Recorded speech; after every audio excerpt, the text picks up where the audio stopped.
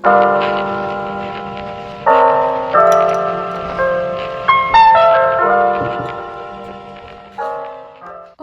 jo soc la Berta, benvinguts a un nou vídeo. Buah, se'm fa super estrany estar dient això, però és que el meu primer vídeo va ser així una mica intens, una mica de preguntes de reflexió, i el meu segon vídeo va ser un vlog, així que diguem que aquest sí que és una mica el primer vídeo en què parlarem d'alguna cosa més interessant. He decidit inaugurar una secció que es diu Parlem, és una secció en la que nosaltres ens farem un cafè o el que ens vingui de gust i ens dedicarem a parlar.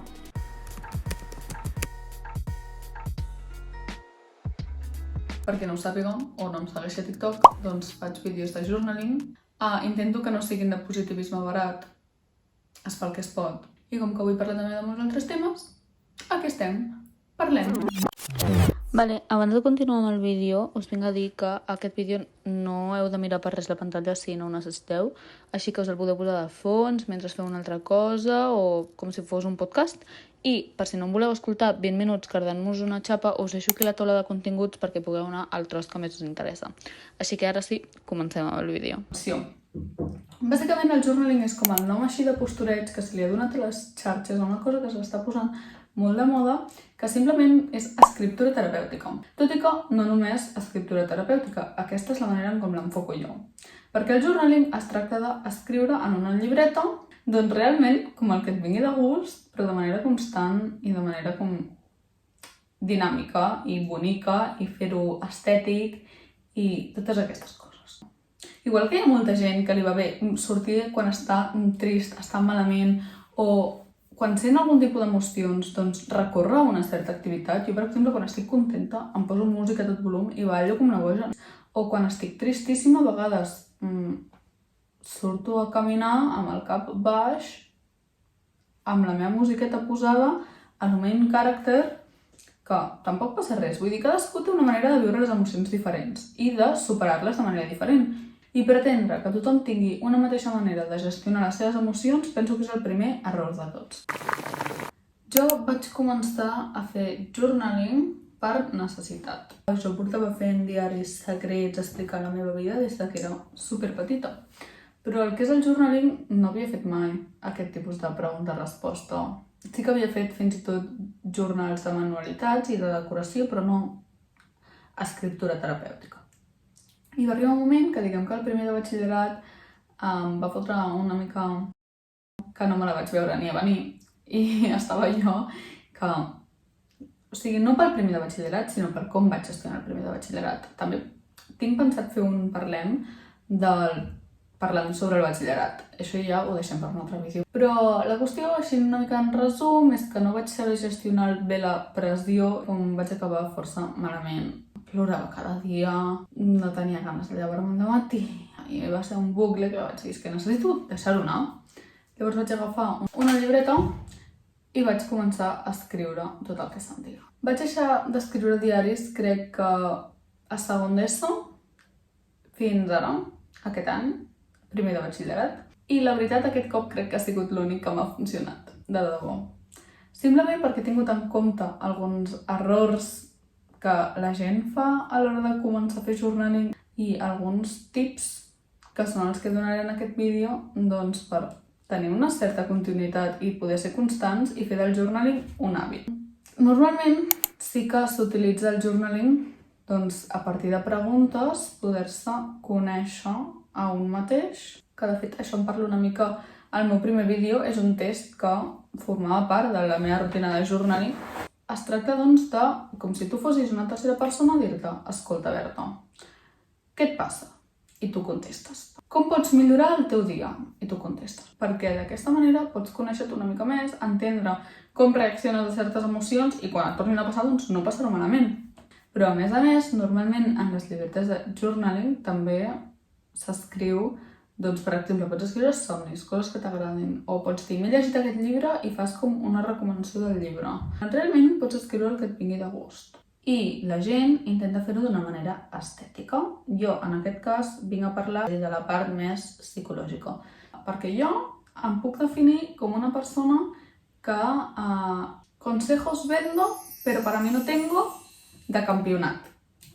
Una cosa que em va ajudar va ser, jolín, tu ets capaç d'aconsellar moltíssim a les teves amigues sobre per què s'havien de valorar com a persones. I després a mi mateixa no era capaç de donar-me aquests consells o d'aplicar-me'ls. Doncs a través del journaling és que t'ajuda a agafar una certa perspectiva i és com que em puc aconsellar en tercera persona.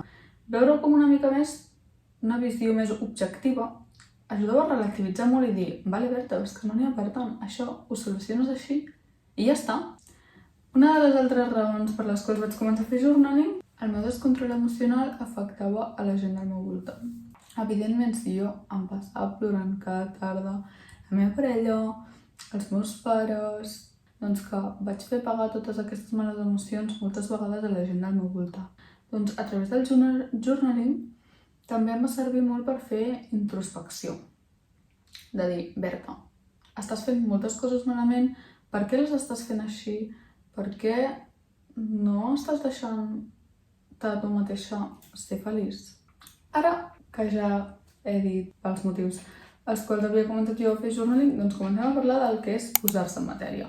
Perquè és molt diferent necessitar-ho i voler-ho fer que realment fer-ho. En aquest vídeo no tinc pensat explicar quins tipus de pàgines faig jo, quins materials utilitzo i aquestes coses, perquè entreu a Pinterest, entreu a TikTok i trobareu contingut així molt millor que el meu. Si voleu, us puc deixar l'enllaç de la descripció de la meva carpeta que tinc a Pinterest de journaling, on d'allà és on agafo tota la inspiració per fer el meu i allò us servirà més que suficient. Diguem que per començar a fer journaling és molt important tenir un objectiu principal. Estem molt acostumats a voler seguir els prototips de que veiem a les xarxes socials d'aquelles noies, no? El prototip de that girl, d'aquella noia, que segueix, es lleva a les 5 de la matí cada dia, beu 2 litres d'aigua, fa classes de ioga, menja tot el dia verduretes i té un journaling moníssim, va a treballar, té un gos, un apartament blanquet preciós i és tot perfecte, i siguem realistes. Segur que hi ha algú que ho fa. No podem pretendre tenir la vida d'una altra persona. Llavors, a l'hora de fer journaling has de tenir els objectius clars. Per què fas el journaling? Fas el journaling per postureig, fas el journaling per fer-lo bonic, fas el journaling perquè és un tren nou i el vols provar. Tot és vàlid, però tinc-ho clar. No et menteixis a tu mateix, sigues sincer. I aquí és on arribem al primer tip. Sigues sincer amb tu mateix. I el primer error, no tenir clar els objectius que tu tens amb el journaling. Perquè si no tens uns objectius clars, el que passarà és que un dia faràs un journaling d'autoestima, un dia faràs un journaling d'amistats, un dia faràs un journaling de no sé què. I realment no tindràs un espai fixe on tu et puguis sentir còmode i ho acabaràs deixant. No pretenguis millorar de cop i volta la teva rutina, la teva dieta, la teva rutina, la teva dieta, els teus mètodes d'estudi, tot, amb un simple journaling. Ves per pas. Si tu creus que el que has de millorar és la teva autoestima, centra't en la teva autoestima. I un cop ho tinguis encarrilat, ja et centraràs en els altres aspectes de la teva vida. Però de moment, pas per pas. El segon error que moltes vegades la gent comet és pretendre escriure cada dia i convertir-ho en un diari del que fas. És a dir, està molt bé que si tu vas al cine amb els teus amics i tu has passat superbé, vulguis enganxar el tiquet al cine, posar una foto amb els amics i explicar al peu de la lletra avui m'he llevat i he anat a tal lloc i no sé què.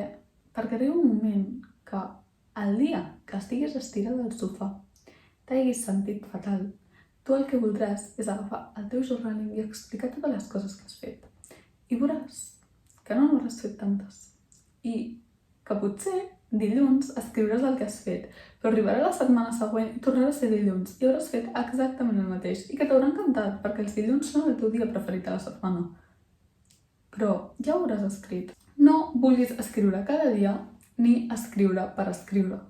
Escriu quan ho necessitis, quan et vingui de gust i allò que et vingui de gust. Jo hi ha dies que em fot un pal espectacular escriure el diari. Llavors el que faig és agraeixo 3 coses, em poso els objectius i potser m'organitzo el dia de demà. I no m'he de gust posar-me a pensar.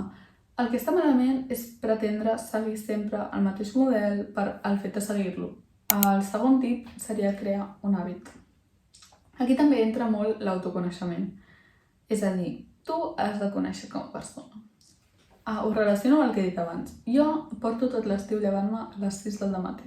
I tu ho escoltes i dius, no pot ser. Sí, molt bé, em llevo a les 6 del matí cada dia. Però és que jo, a partir de les 3 de la tarda, em cardo una migdiada espectacular i em passo la tarda veient TikTok perquè sóc incapaç de fer coses.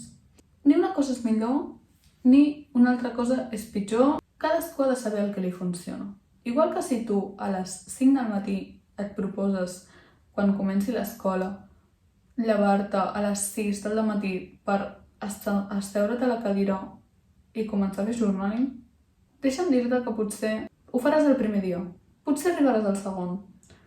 El tercer ja ho començo a dubtar. En canvi, si tu saps que després de dinar acostumes a no fer res, a agafar el mòbil o el que sigui, per exemple, i vols canviar això, proposa't fer journaling a aquesta hora. La qüestió és conèixer quan i com seràs capaç de fer allò.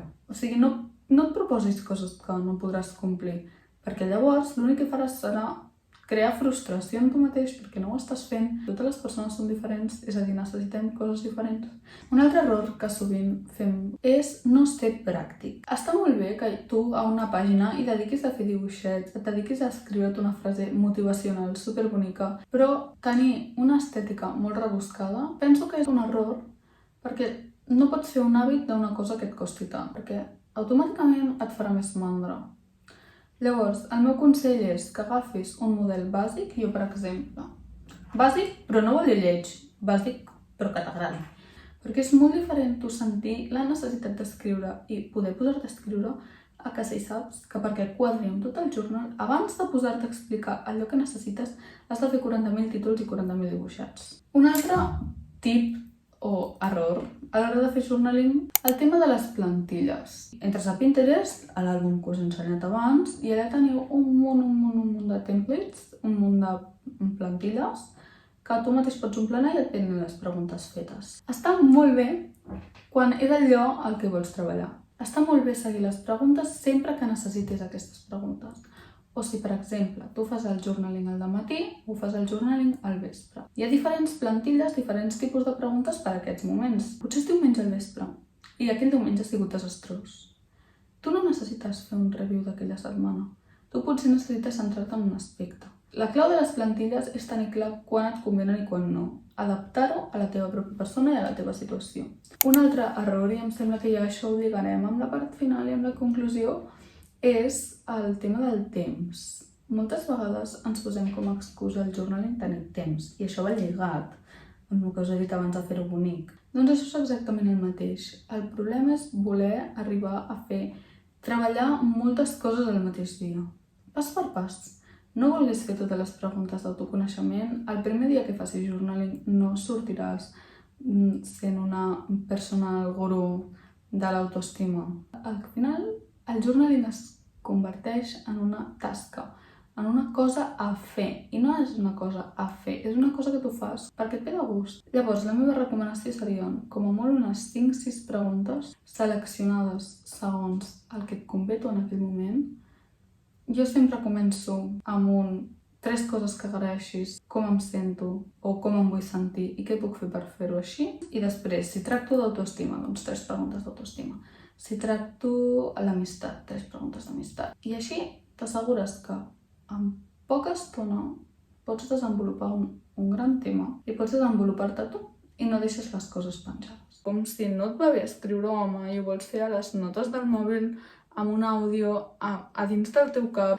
I ja estàs fent aquesta feina. Això ja és fer journaling, això ja és dedicar-te temps a tu mateix. I ja per acabar, m'agradaria recomanar-vos alguns comptes que facin journaling i que són interessants. Us els poso per aquí, suposo.